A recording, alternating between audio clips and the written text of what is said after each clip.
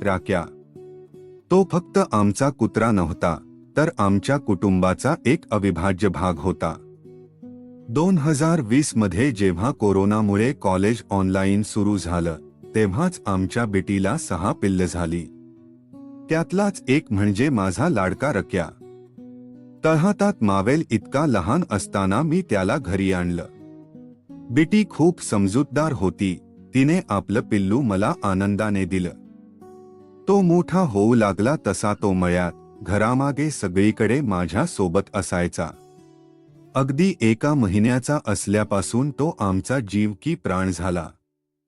मी हॉस्टेलला गेल्यावर त्याची खूप आठवण यायची.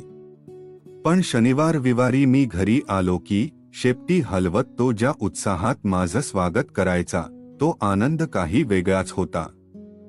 पण 22 ऑगस्ट 2025 हा दिवस आमच्यासाठी काळा ठरला. एका भीषण कार अपघातात आम्ही आमच्या रक्याला कायमचं गमावलं. राक्या, तू आमच्या हृदयात कायम जिवंत राहशील.